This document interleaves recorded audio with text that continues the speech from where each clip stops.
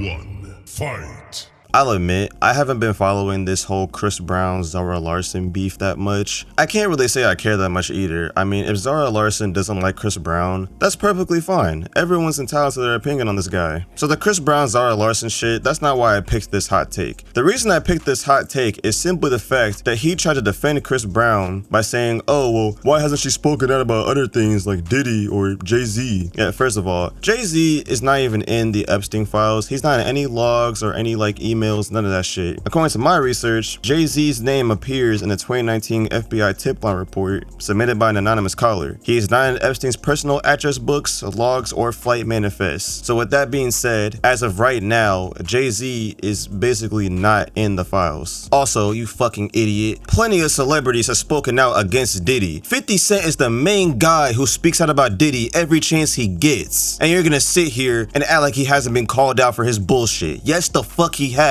We spent 2 years covering every bad thing Diddy did. And why does it matter so much if celebrities have or have not called him out? Why does it fucking matter? The important thing is that he's getting called out regardless of that. Does it really matter if your favorite celebrity hasn't said shit about Diddy? No, we already know Diddy's a shitty dude. We don't need them to say anything. And for some fuck ass reason, every person on social media is shitting on Zara Larsson for giving her honest opinion on Chris Brown, which I really don't get why. Like, she has the right to not like this nigga. I've had plenty of friends tell me that they don't like Chris Brown or they don't like his music, and it never bothered me to this extent. Like, I never went on social media and did a full-on rant about how people hate Chris Brown. No, I never did that, and I never will, because you know what? I respect their opinion. All of this shit is happening right now because Chris Brown dropped a mid-album, and his core fan base just doesn't want to believe that shit is true. Like, I've been listening to Chris Brown ever since I was like 6, 7 years old, so let me tell you, that album was mid. Like, I mean that shit wholeheartedly. That album was mid. Brown is by far the laziest album he's ever put out. Like, it just genuinely sounds like he didn't try on majority songs. I don't agree with Pitchfork giving it a 1.3 because let's be for real, Pitchfork is ass. But you're not gonna sit here and tell me this album was worth the wait. It wasn't. And what's worse is that instead of taking the criticism he's getting from this album and trying harder next time, this motherfucker's gonna get on social media like he always does and just start mouthing off about everything people are saying about it. Like, dude, the album is mid. What more do you want to hear? You did the goddamn Thriller pose on the album cover and you thought the shit was gonna be a fucking classic? Nigga, please. And what's even worse than that is his core fan base will defend this album as if their lives depend on it. Like, what are y'all listening to? I'm being so dead ass. What are y'all listening to on a daily basis that tells you this album is better than it actually is? And what is compelling people like this motherfucker to make tweets like this talking about, oh, well, you know, why didn't she say anything about Diddy or Jay-Z? Nigga, shut your ass up. Why haven't you said anything about it? Did you report shit back then? Are you talking about it right now? No, you're sitting here taking time out of your fucking day making this fuck ass tweet. This isn't even a fucking hot take, but this shit generally pissed me off so fucking bad, I just had to vent about this shit. So, to whoever made this tweet, let me offer you this. Fire in the hole!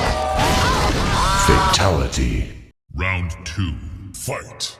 On top of all the other problems Euphoria Season 3 has, I've seen many people say that Nate Jacobs got done dirty. I am not one of those people. Nate Jacobs is getting everything he's ever deserved. From a character standpoint, yes, Nate Jacobs in Season 3 is completely different from Seasons 1 and 2 Nate. But I will argue they did that on purpose to show that Nate has actually changed in the 5 years since Season 2. Because when Season 3 first came out, the first thing I noticed was that, yeah, Nate is a completely different dude. Like, he's way calmer than he usually was, right? I feel like they did that on purpose to show that he's not exactly the same Nate Jacobs as he was back in high school, which is completely normal. Nobody stays the same after they graduate high school. And I imagine with Nate having to take over his dad's business after putting him in jail, on top of the fact that he owes money to a fucking loan shark, yeah, Nate isn't exactly feeling as powerful as he used to feel back in high school. Season 3 Nate is quite literally the definition of peaked in high school. I mean, he's millions of dollars in debt, his wife is an OF model. I mean, he's millions of dollars in debt, his wife is an OF model, he's missing a finger and a toe, and by the looks of it, things are not gonna get any easier for our boy Nate this season. And again, with every problem I have with Season 3 so far, the writing for Nate Jacobs has been consistently good in my opinion. Like, seeing Nate finally get his karma for every fucked up thing he's done in this show has genuinely been a treat. It has been a fucking pleasure to see. It's like when you see someone that used to bully you back in the day and their life is fucking horrible and you just start laughing at them. Like, that's how I feel about this shit. And look, I get it. There's a lot of Jacob Elordi fangirls out there probably saying, oh, like, you know, Nate is getting done so dirty. Like,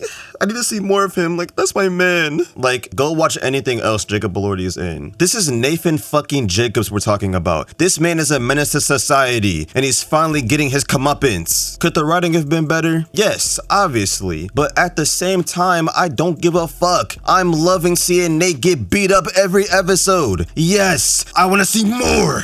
More. So you know what the fuck I think about this hot take? Fatality. Final round. Fight. A whole bunch of nothing. A whole bunch of nothing? Have you not been paying attention? Listen, if that guy were to say, oh, well, the writing in season 5 hasn't been that fucking good, you know, it's pretty mid. Or, oh, the boys feels like it needs a whole other season to properly end. What the fuck? Then I would have done my best to hear him out. But to say that nothing's been happening this entire fucking season, like, are you fucking dumb? Like, God forbid there isn't a high budget action scene every 10 minutes, you fucking idiot. God forbid they're actually putting the work in to make sure these characters have good enough endings for this fucking series finale. Like, I don't know what this guy was expecting to happen, okay? Because for all I know, this motherfucker was expecting Avengers Endgame level shit. Like, this isn't a high budget Marvel movie, this is The Boys. Was I expecting certain people to die? Yes. Was I expecting some action? Yes. Was I expecting drama? Yes. Was I expecting better writing? Also, yes, I'm not gonna lie, the writing's been kind of iffy this season. But to sit there on your fucking couch and make this fuck ass tweet saying that nothing has happened is a slap in the face to everything that's happened so far in season 5. I'm sorry if there's too much drama and or dialogue for your fucking liking, but guess what, nigga? You can just go watch Avengers again if you want to see some shit like that. Like, some people are genuinely sitting online right now and calling this season a crime against humanity. Like, have y'all not seen Game of Thrones season 8? That is a crime against humanity, okay? This? No, not even close. I'm not saying the season is perfect. I'm not saying it's the best season of The Boys. I'm not saying that at all. What I am saying is that this season really isn't that bad. It could have been a lot worse, but it's not. So instead of sitting here and getting on your fucking phone and complaining about a season that isn't even fucking over yet, maybe, just maybe, wait until you see the fucking series finale. So with all this being said, guess what I have to say to you, motherfucker? Fatality. Thanks for watching, guys. Be sure to like and subscribe if you enjoyed the video. If you want to put a comment, put it in the comment section. Follow me on TikTok, and everything else can be found at this link in description. Other than that,